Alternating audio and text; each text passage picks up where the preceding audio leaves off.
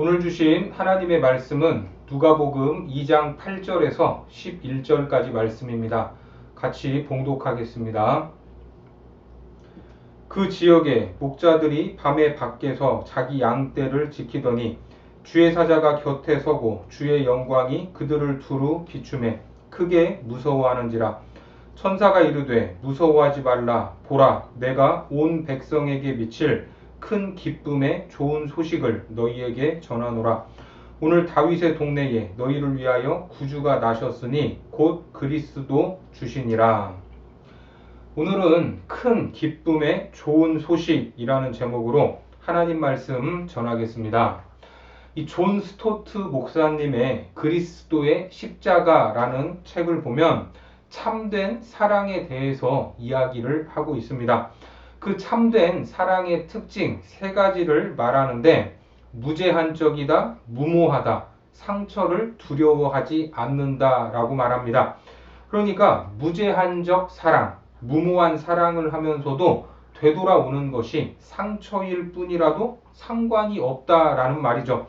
이 세 가지 특징이 참된 사랑이다라고 정의하고 있습니다.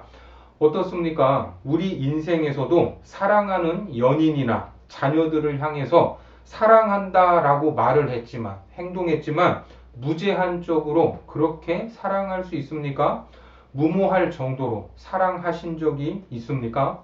실컷 사랑을 해줬는데 되돌아오는 것이 상처뿐이었다면 정말 아무 상관이 없었습니까? 사람이 과연 이러한 참된 사랑을 할 수 있는 존재인가 의문이 들지 않을 수 없습니다. 그런데 하나님의 사랑을 생각해 보면 세 가지 조건이 충분하다라는 것을 알 수 있습니다. 하나님의 사랑은 무제한적이죠. 한없는 사랑을 우리에게 베풀어 주시고 우리가 죄인 되었을 때에 우리를 하나님의 자녀로 불러 주셨습니다. 그리고 무모한 사랑을 하십니다. 그 사랑을 위해서라면 하나님이신 그분이 인간이 되어 이 땅에 오셨다라는 겁니다. 얼마나 무모한 일입니까? 그래서 어떤 사람은 당신의 형상대로 인간을 지으시고 그 인간에게 자유의지를 허락하시고 당신이 창조한 세계를 생육하고 번성하며 다스리라고 맡기시는 것, 이것은 마치 어린아이에게 총알이 장전된 총을 그대로 내어주는 것 같다, 이렇게 비유를 했습니다. 참으로 무모한 일이었다라는 것이죠. 어떻게 아담을 믿고 하와를 믿고 선택할 수 있는 자유의지를 주실 수 있는가? 이제 막 고등학교를 졸업하고 운전면허증을 딴 철부지 자녀에게 값비싼 차를 운전하라고 맡길 수가 있겠습니까? 얼마나 불안합니까? 그런데 하나님은 그 아름다운 피조세계 전체를 아담에게 맡기셨습니다. 생육하고 번성하라. 땅을 다스리고 충만하라. 그만큼 하나님의 사랑은 무모하셨습니다. 이렇게 한없는 사랑을 베풀어 주시고 무모하리만큼 다 믿고 맡겨 주셨는데 하나님이 받은 것은 무엇입니까? 인간이 하나님께 무슨 짓을 했습니까? 하나님을 배신했던 겁니다. 타락하고 죄에 빠졌습니다. 앞서 나온 표현을 빌리자면 그것을 맡기신 하나님께 큰 상처를 준 것이고 그 마음을 아프게 했던 겁니다. 그렇게 사랑해 주셨는데 아들까지 내어 주셨는데 사람들이 하나님의 사랑을 지금도 외면하고 있습니다. 그럼에도 그 모든 것을 다 참고 계시죠. 베드로후서 3장 9절에 보면 주의 약속은 어떤 이들이 더디다고 생각하는 것 같이 더딘 것이 아니라 오직 주께서는 너희를 대하여 오래 참으사 아무도 멸망하지 아니하고 다 회개하기에 이르기를 원하시느니라. 하나님은 참으실 뿐만 아니라 그들이 모두 다 구원받기를 원하고 계신다라는 사실입니다. 이 또한 무제한적이고 무모한 그런 사랑 아닙니까? 이제 내일이 성탄절입니다. 본문에 보면 주님이 태어난 소식이 나오는데 그 소식을 어떻게 표현하고 있습니까? 큰 기쁨의 좋은 소식이다 라고 말합니다. 이 소식, 큰 기쁨의 좋은 소식은 누구에게 먼저 전하면 좋겠습니까? 바로 그 대상들이 나와 있는데 본문으로 가서 8절에서 10절까지를 보겠습니다. 그 지역의 목자들이 밤에 밖에서 자기 양떼를 지키더니 주의 사자가 곁에 서고 주의 영광이 그들을 두루 비추매 크게 무서워하는지라. 천사가 이르되 무서워하지 말라. 보라, 내가 온 백성에게 비칠 큰 기쁨의 좋은 소식을 너희에게 전하노라. 이 큰 기쁨의 좋은 소식을 가장 먼저 전하라 하고 하시는 대상자가 누구죠? 바로 너희입니다. 너희. 여기서 말하는 너희는 목자들이죠. 이스라엘의 목자들을 그린 그림들이 많이 있는데 우리가 양을 치고 있는 목자들의 모습을 보면 정말 어떻습니까? 그림 같습니다. 낭만적으로 보이고 참으로 멋있어 보이지 않습니까? 하지만 그림에서는 냄새가 나요, 안 나요? 냄새가 나지 않습니다. 그런데 실제로는 양들이 모여 있는 곳에 악취가 참으로 심합니다. 동물 농장이나 소를 키우는 축사 옆을 지나가기만 해도 코를 막아야 할 그런 지경이지 않습니까? 특히 팔레스타인 땅에서 푸른 초장이나 쉴만한 물가를 찾는 것은 참으로 어려운 일입니다. 낮에는 살인적인 더위, 밤에는 살인적인 추위에 떨어야 하는 곳, 그곳이 바로 팔레스타인 땅입니다. 그런데 그런 현장에 있는 목자들에게 큰 기쁨의 좋은 소식을 가장 먼저 전하고 있는 겁니다.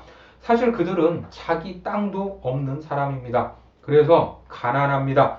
무엇보다 목자들은 율법의 보호와 안식 속에도 거할 수 없었던 그런 사람들이었습니다. 분명 율법에는 안식일을 기억하여 거룩하게 지키라 이렇게 명령을 하고 있죠. 출애굽기 20장 8절에서 10절까지에 보니까 안식일을 기억하여 거룩하게 지키라. 엿새 동안은 힘써 내 모든 일을 행할 것이나 일곱째 날은 내 하나님 여호와의 안식일인즉 너나 내 아들이나 내 딸이나 내 남종이나 내 여종이나 내 가축이나 내 문 안에 머무는 객이라도 아무 일도 하지 말라. 이 날에는 종들도 심지어는 가축들도 쉬는 날이 되어야 한다라고 명령하고 있습니다. 그런데 목자들은 안식할 수 없었습니다.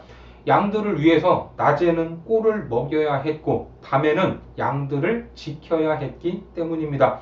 그런데 놀랍게도 이 목자들에게 가장 먼저 큰 기쁨의 좋은 소식이 전해졌던 겁니다. 여기에는 이유가 있습니다. 그 이유가 뭘까? 이사야 61장으로 가셔서 1절을 보면 주 여호와의 영이 내게 내리셨으니 이는 여호와께서 내게 기름을 부으사 가난한 자에게 아름다운 소식을 전하게 하려 하심이라.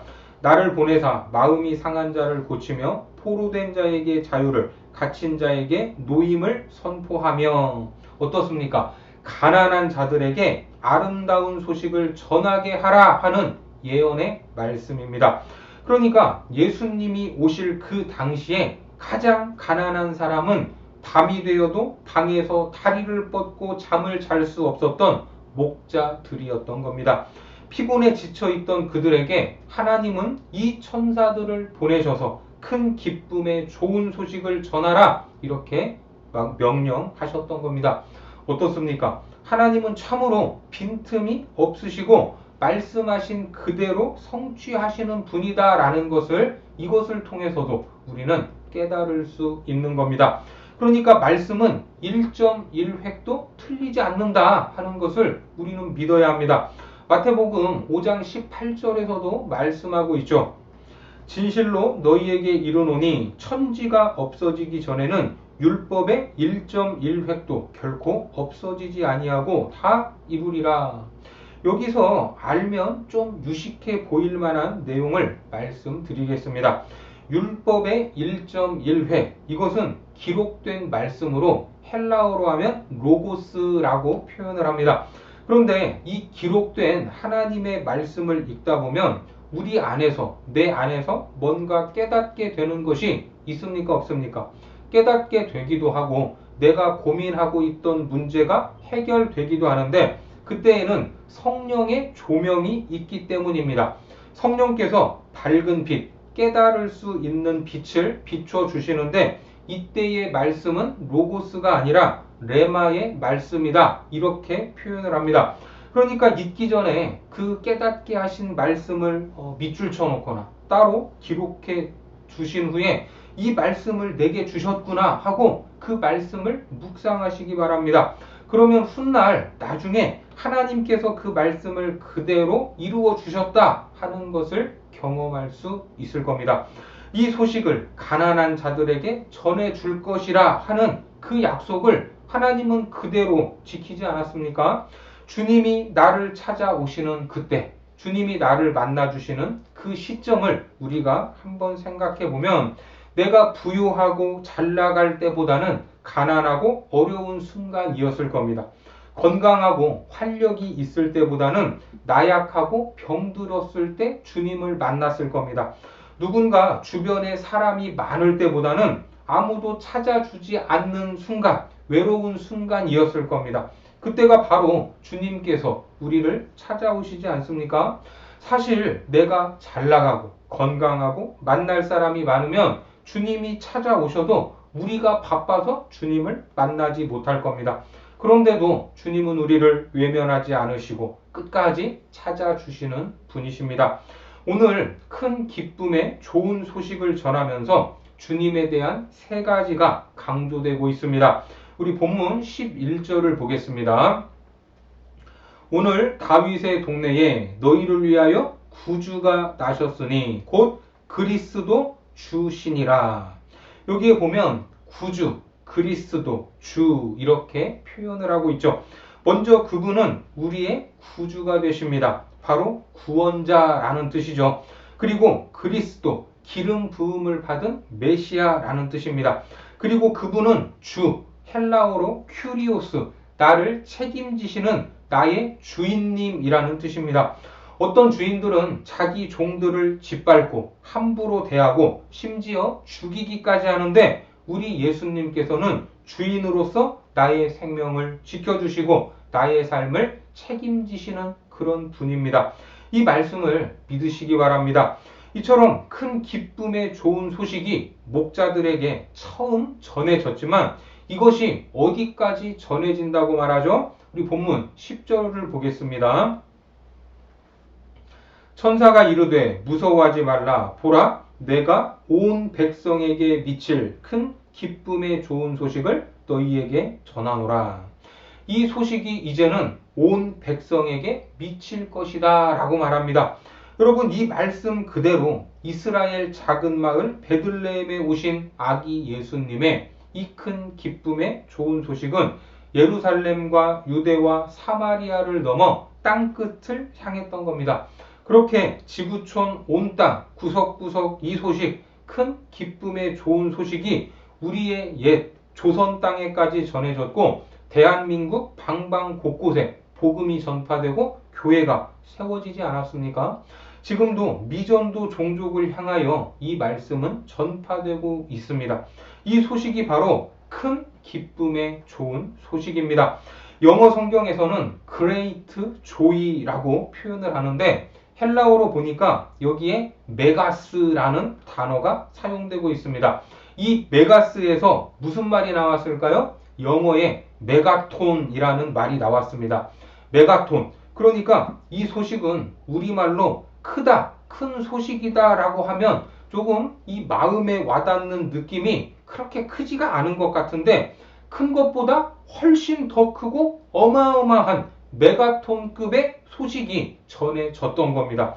이처럼 메가톤급의 소식이 이 땅에 전해지니까 마치 하늘에서 큰 유성이 지구와 충돌을 한 것처럼 엄청난 영적인 변화도 일어나게 되었습니다. 그것이 뭘까? 바로 마귀의 세상이 하나님의 나라로 뒤집혀진 것입니다. 죄악을 의로 덮어버린 겁니다. 지옥을 천국으로 바꿔버린 그런 놀라운 사건입니다. 그래서 아기 예수의 탄생은 9회 말 투아웃 상황에서 역전 홈런을 친 것과 같은 그런 사건입니다. 그러니까 이 사건이 큰 기쁨의 좋은 소식이 아닐 수 없는 것입니다. 무슬림, 이 이슬람 교도들, 이 무슬림이 가진 하나님에 대한 이미지는 그분은 높은 곳에서 인간을 초월하신 분, 그래서 인간이 감히 다가설 수 없는 분, 그런 분으로만 여기고 있습니다. 그런 분이 이 땅에 인간의 육신을 입고 왔다 하는 것을 감히 상상이나 할 수 있겠습니까? 그런데 이 땅에 오신 예수님, 그분의 또 다른 이름을 찾아보니까 그 이름이 무엇인가? 바로 임마누엘이었습니다. 임마누엘. 마태복음 1장 23절을 보겠습니다. 보라, 처녀가 잉태하여 아들을 낳을 것이요 그의 이름은 임마누엘이라 하리라 하셨으니 이를 번역한즉 하나님이 우리와 함께 계시다 함이라. 그렇습니다. 임마누엘, 하나님이 나와 우리와 함께 하신다라는 말입니다. 그분이 왜 오셨습니까? 나와 함께 하시기 위해 나의 눈물을 닦아주시고 내 삶을 인도하시고 나를 치료하시고 어려울 때 힘을 주시기 위해서 이 땅에 오셨습니다.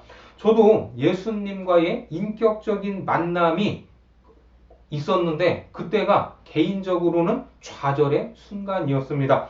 그때 주님께서 내가 너를 사랑한다 이렇게 말씀을 해주셨습니다. 그때부터는 방황이 끝이 나는 것이죠. 그분이 인도하시는 길을 따라가기만 하면 됩니다. 때로 우리의 연약함으로 인해 그 길을 가다가 넘어질 때도 있고 또 곁길로 갈 때도 있지만 결국은 주님께서 인도하시고 고치시고 다듬어 가신다 하는 것을 믿으시기 바랍니다. 다니엘 핑크가 쓴 새로운 미래가 오고 있다라는 책을 보면 새로운 미래에서 갖추어야 할 6가지 덕목을 소개하고 있는데 먼저 이 미래의 지도자는 스토리를 가져야 된다라고 말합니다. 이 스토리가 무슨 스토리일까?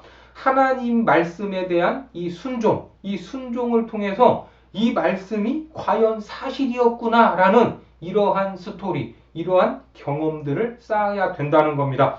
이러한 스토리가 많으면 많을수록 엄청나고 창조적인 에너지로 사용될 수 있는 것입니다. 기도 응답에 대한 경험, 그러한 스토리가 있다면 정말 어려운 벽을 만났을 때에도 얼마든지 넘어설 수 있는 그러한 힘을 얻을 수 있지 않겠습니까? 그리고 디자인이 중요하다라고 말합니다. 우리가 지금 입고 있는 또 사용하고 있는 물건들은 누군가가 다 디자인한 것들이죠. 우리가 어떤 물건을 살 때든지 가장 먼저 보는 것이 무엇입니까? 바로 디자인 아닙니까? 이왕이면 다홍치마라는 말처럼 자기 눈에 좋은 것, 거기에 마음이 끌리게 되어 있습니다. 우리 머리끝에서 발끝까지 모두 다 누군가가 디자인한 물건들입니다. 이 머리숱도 점점 적어지고 있는데 그래도 제 아내가 어떻게든 이 숱이 많게 보이고 풍성하게 하려고 디자인한 머리입니다. 이처럼 사람은 디자인을 떠나서는 존재할 수 없습니다. 건물도 자동차도 누군가의 손길을 통해 디자인되고 있습니다. 특히 예수님이 이 땅에 오신 이유는 바로 우리의 인생을 디자인하려고 왔다라는 것입니다.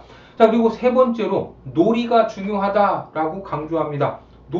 이 놀이는 즐거운 것이죠. 우리가 살아가는 인생이 한 번인데 그 한 번의 인생 즐거우면 좋지 않겠습니까? 바로 하나님께서 우리의 인생이 그렇게 즐겁게 하기 위해서 우리의 인생을 풍성하고자 그렇게 원하신다는 겁니다. 요한복음 10장 10절에 보니까 도둑이 오는 것은 도둑질하고 죽이고 멸망시키려는 것뿐이요 내가 온 것은 양으로 생명을 얻게 하고 더 풍성히 얻게 하려는 것이라. 우리는 예수님이 누리게 하시는 풍성한 삶을 즐겨야 됩니다. 이것이 바로 큰 기쁨의 소식인 겁니다. 그리고 공감이 중요하다라고 합니다. 실제로 우리는 말씀을 들을 때 누구의 마음을 알아야 합니까? 하나님의 마음을 알아야 합니다. 그것이 공감입니다. 이것을 위해서는 하나님과 여러분 사이에 있는 설교자의 역할이 굉장히 중요합니다. 하나님의 마음을 잘 설명해서 청중으로 하여금 하나님의 마음을 알게 하고 그 하나님이 우리의 삶을 공감하고 계시다라는 확신을 줘야 하기 때문입니다. 그리고 이런 공감은 하나님과 우리 사이에서만 있어야 될 것이 아니라 부부 사이에서도, 부모와 자녀 사이에서도 중요한 것입니다. 공동체 안에서 다른 지체들과의 공감도 중요합니다. 서로의 마음이 잘 통해야 뭐든 잘 되지 않겠습니까? 가정뿐만 아니라 직장에서도 필요한 것입니다. 그래서 다른 사람을 공감하지 못하면 마치 벽과 같다 이렇게 말합니다. 그래서 미래의 인재는 공감력이 있어야 된다라는 것입니다. 그리고 또 한 가지, 내가 왜 살고 있는가, 인생의 의미를 알아야 합니다. 요한복음 17장 4절에 보시면 아버지께서 내게 하라고 주신 일을 내가 이루어 아버지를 이 세상에서 영화롭게 하였사오니. 그렇습니다. 예수님은 이 땅에 오신 그 이유, 인생의 의미를 정확히 알고 있습니다. 그리고 이것이 성경에서 말하는 성공이기도 합니다. 하나님이 내게 하라고 주신 그 일을 내가 이루어 가는 것, 이것이 바로 성공적인 인생입니다. 예수님을 통해서 우리는 하나님의 뜻을 알 수 있고 그 기뻐하신 뜻대로 내가 살아갈 이유와 의미를 발견할 수 있다 하는 것을 기억하시기 바랍니다. 그리고 마지막 6번째로 조화와 균형, 이 밸런스가 중요하다고 말했습니다. 하지만 이 다니엘 핑크, 이 사람이 말한 것에 초점이 있는 것이 아니라 아기 예수님의 탄생이 이만큼 큰 기쁨의 좋은 소식이고 그만큼 중요하고 복된 소식이다라는 것입니다. 우리가 해마다 맞이하는 성탄절이지만 이 소식이 해가 더할수록 더 크게, 더 기쁘게 우리 삶에 다가오는 복된 소식이 되고 우리의 삶을 변화시키는 능력이 되기를 바랍니다. 또한 그분이 우리의 구원자시요, 그리스도시요, 주인이 되셔서 우리를 인도하시고 가장 좋은 것으로 우리 인생을 디자인하셔서 하나님이 주신 일을 성공적으로 수행하는 저와 여러분들이 되시기를 주님의 이름으로 축원합니다. 기도하겠습니다. 하나님, 2000년 전 우리를 위하여 아들 예수님을 보내시고 우리의 인생에 상상할 수 없이 크고 기쁜 소식을 전해주시니 감사합니다. 그 예수님을 우리의 구원자요, 그리스도요, 주님으로 고백합니다.